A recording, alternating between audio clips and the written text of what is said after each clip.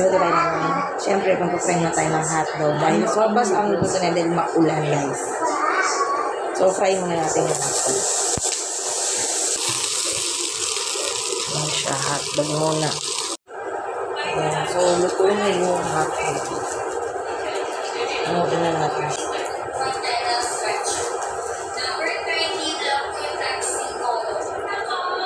Tapos, mag-isa na tayo. Pagsabayin na natin. Bawang at sibuyas. Yung mantika. Habang ginigisa, lalagyan natin ng paminta. So, nagbabrown na yung chicken. Isahog natin. Lagyan natin ng patis. Fish sauce.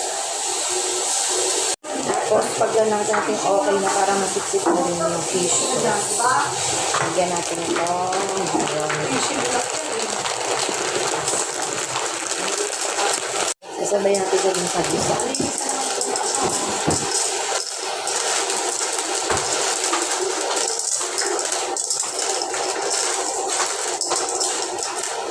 Na rin ako ng tubig para mabilis tayo magluto.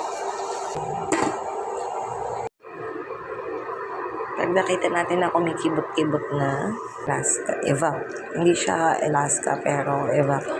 So ayan, hintayin na lang ulit natin itong kumulo. Cream of mushroom. So ito yung pinakapampalasa na natin. Mamaya ko to pagka kumukulo na talaga siya.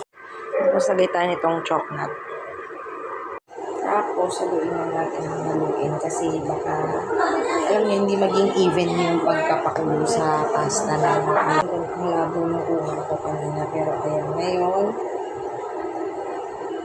medyo matigas pa. Pakulo pa tayo.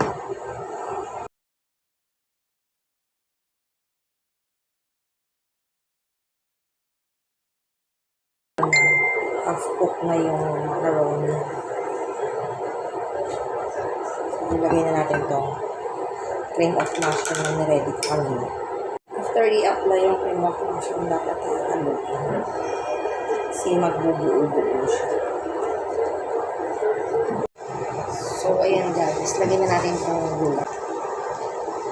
Yung apaw. So, pagtapos itong kumulo, lagyan na natin yung hotdog.